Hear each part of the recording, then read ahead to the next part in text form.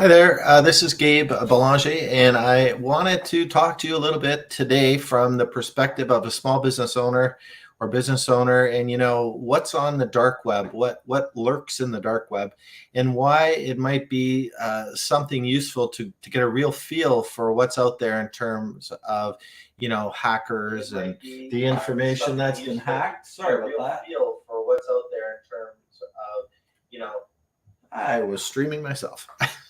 So the main point here is that we want to get an understanding of what's on the dark web, how things work. People ask me all the time when they're hacked or after they've been hacked, how did this happen? Why are they doing it?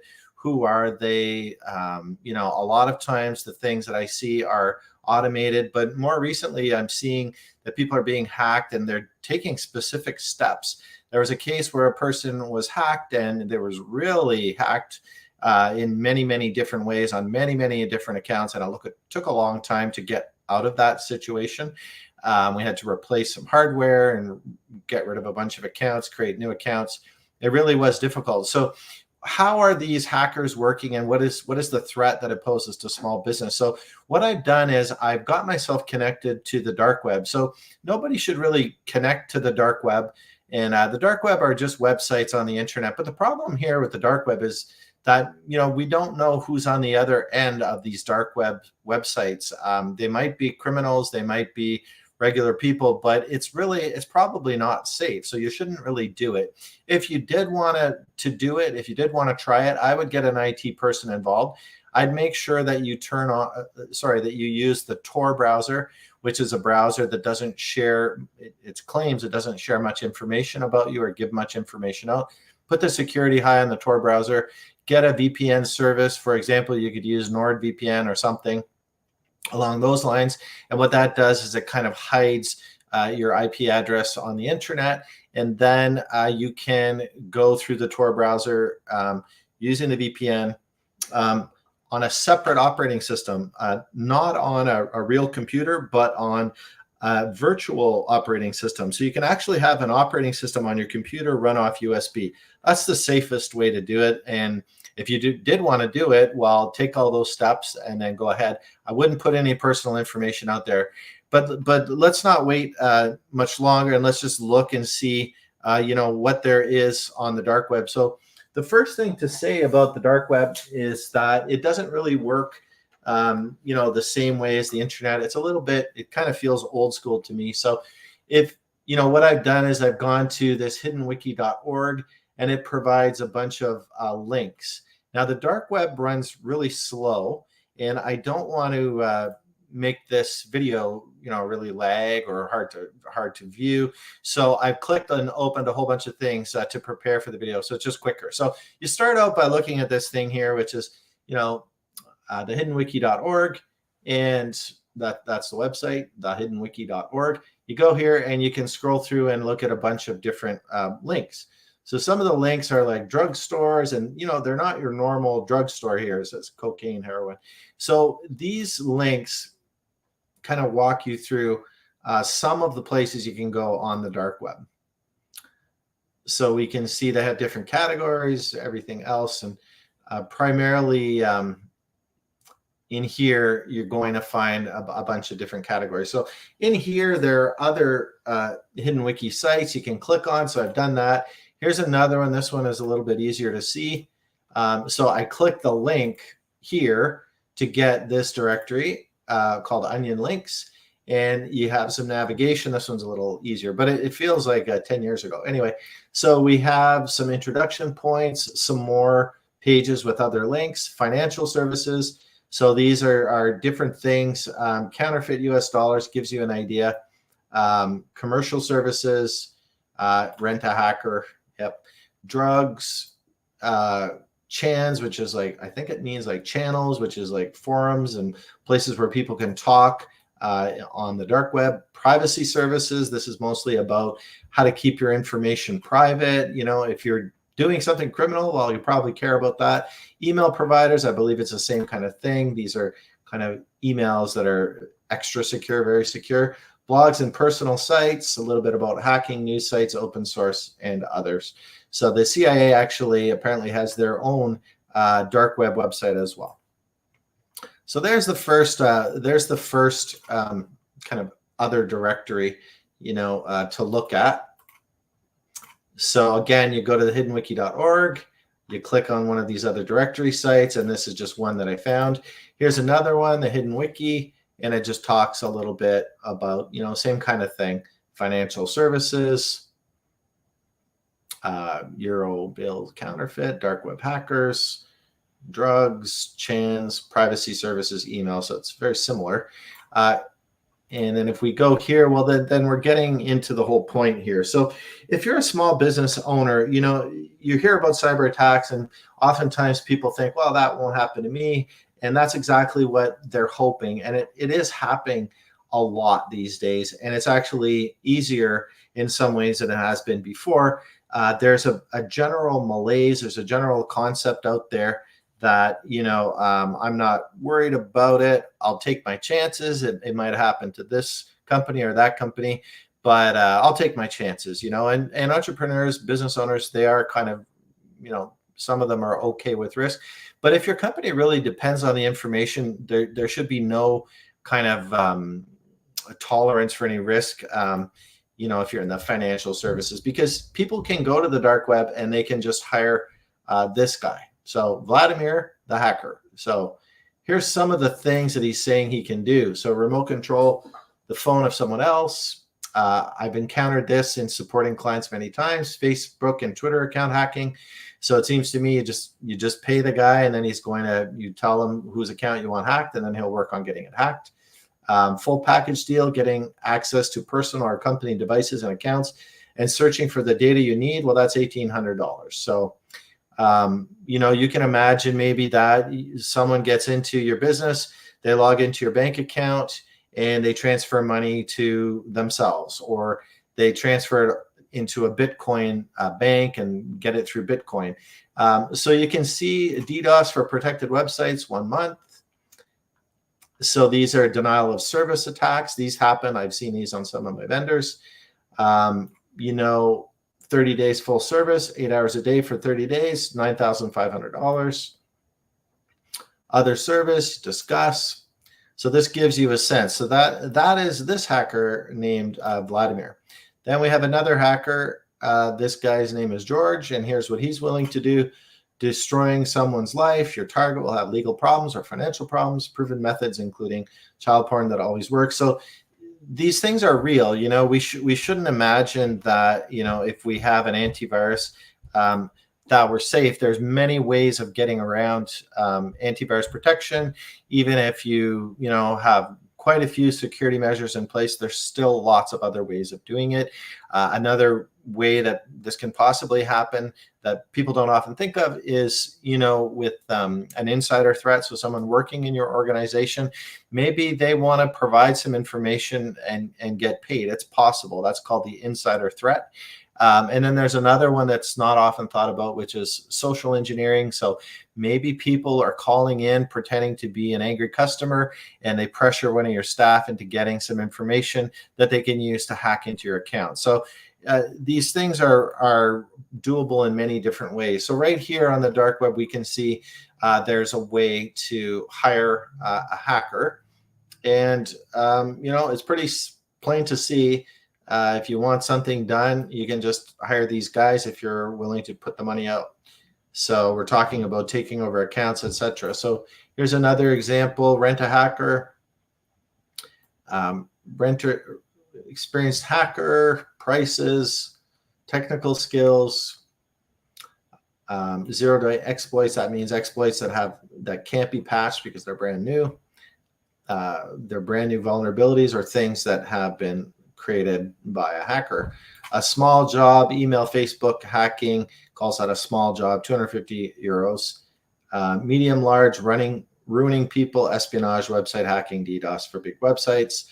So this just gives you an idea, right? That as a small business owner, the financial impact could be thousands of dollars. And, if you have an enemy out there, or even possibly a competitor, maybe they can spend $700 if they're an unscrupulous person and cause severe damage to your reputation, or maybe take some of your data, or cost you some money, and now they have a big advantage. A lot of clients flow to you. So there is a financial impact with these characters on the dark web that really can affect you. Not to mention the personal impact of maybe, going into your personal credit card or things of that nature. I'll get into a little bit more there. So the next, so we have 2 hacker websites. Then we have, well, why don't we just buy a credit card at the card shop, right?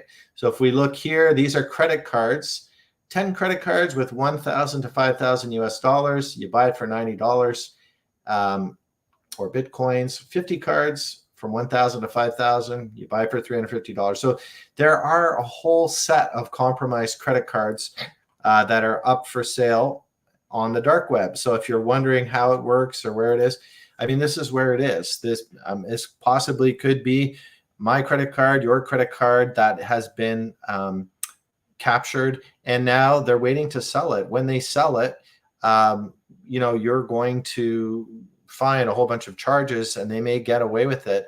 Of course, there's a way to manufacture cards as well, so you can get this credit card number and all that, put it on a plastic card, and then go to the bank machine and do cash withdrawals. This has been documented to be done a whole bunch of times. So you can see that there is a true risk with your credit card information. Where is it? Well, it's here on the dark web, and it's up for sale. So if you're not careful, you might end up, being hacked in this way. This is probably not the worst situation, but it's certainly not a good one. And then there's random cards. So you just, if you want to buy it, you just log in and you purchase it. And let's say you want to spend $120, you're going to get 10 cards with credit from 5,000 to 20,000, right? So the scale of this should tell us that, there's quite a few credit cards with all the info you need in order to purchase or even make a fake credit card. Next thing I have here is PayPal accounts. These are hacked as well. Again, if you want, you just log in and you buy the account. So guaranteed account balance. What do you get upon purchase? And then it's just showing 10 accounts. So if you're willing to spend $450, you're going to get 10 accounts with $1,000 to $5,000 balance. So obviously, that person is going to lose the money, which is not very fun to think about. eBay accounts, bank accounts. So these are bank accounts, and the whole idea of this one is that it's private, and it says here, I'll provide full instructions on how to keep the account active for up to 4 years. So it's basically getting a bank account, all of this information for privacy reasons. So if you have a scenario where you want to hide money or something, I guess you would get a bank account from this guy. So all right. So again, bank accounts, PayPal, there's a lot. What about identity, right? We've all heard about identity theft. Well, maybe you just want to get a passport. So, here you go. You can buy these passports. They're fairly expensive. Canada passport, 1250 euros. ID cards, Czech ID, Denmark, etc. Driver's license. So, you can get the ID. Here, you just need to be willing to spend a little bit of money, and now you have the ID. So maybe what people do, or what I know they actually do, is they work on the process of gathering information. So let's pretend the hacker's on your computer for a few days, a few weeks, and he has your name, he has your address, he has your credit card number. Maybe he doesn't have everything, but he has quite a few pieces of information from you.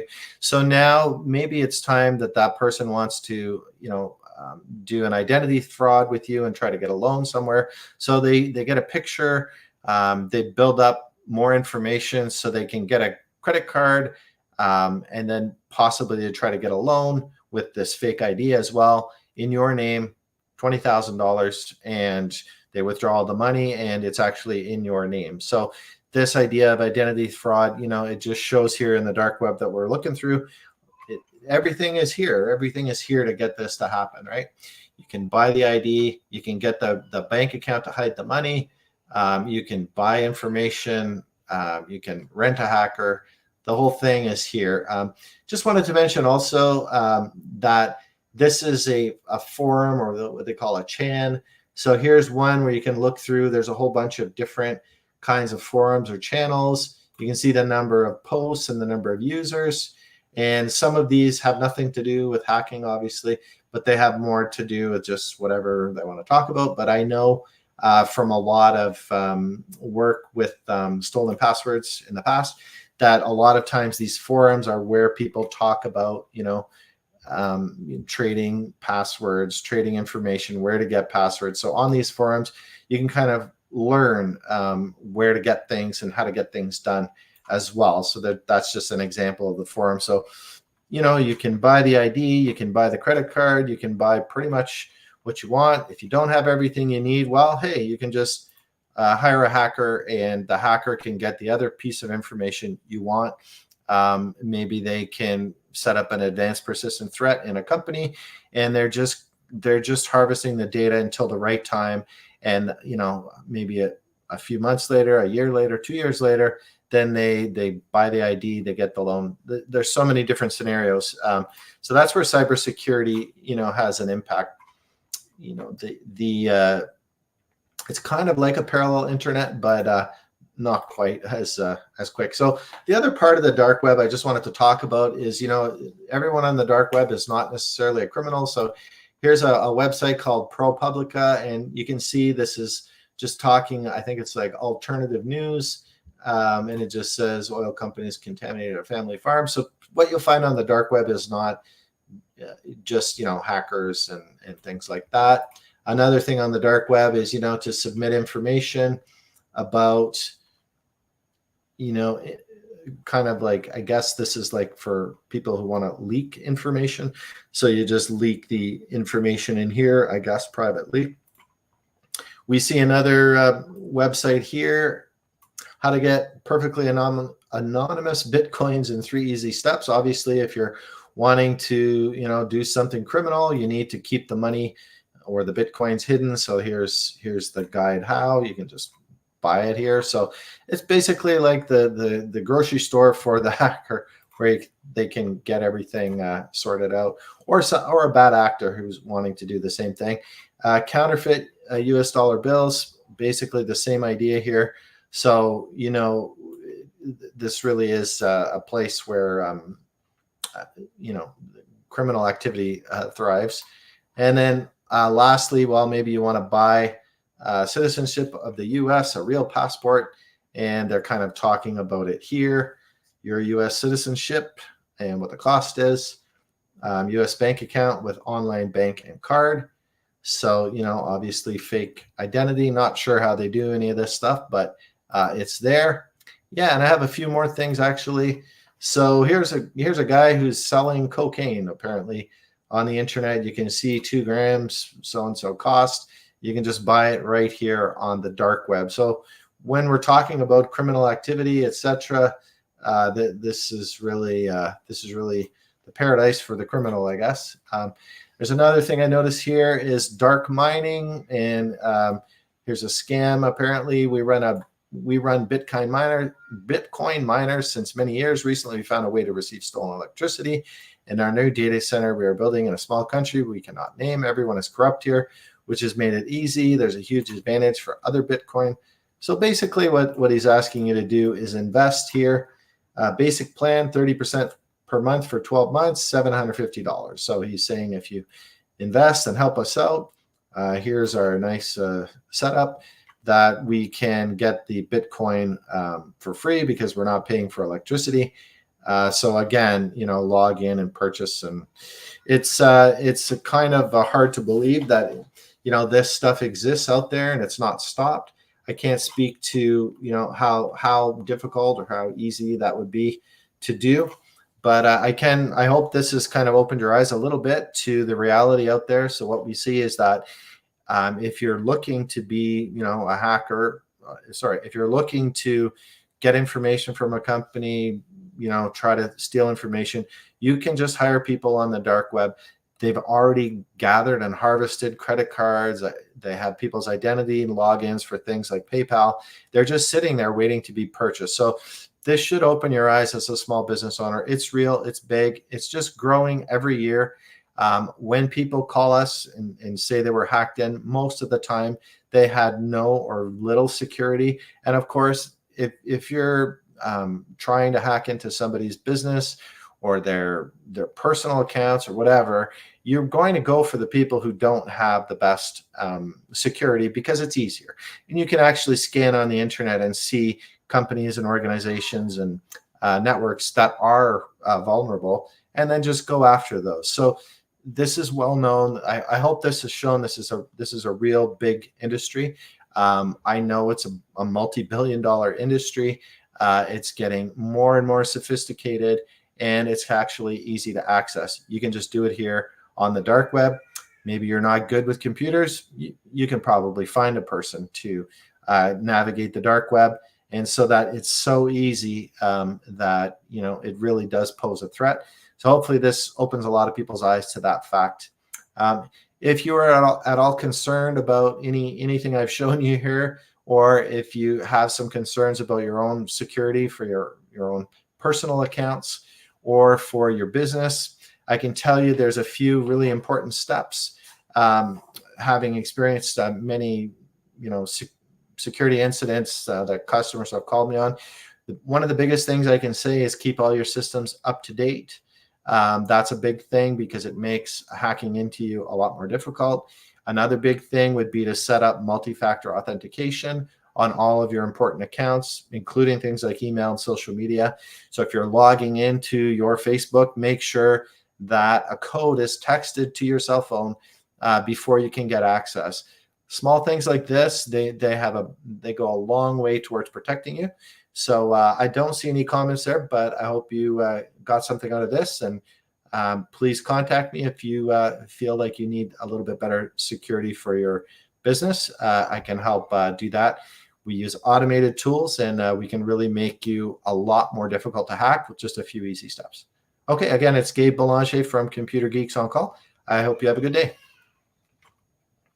And bye-bye.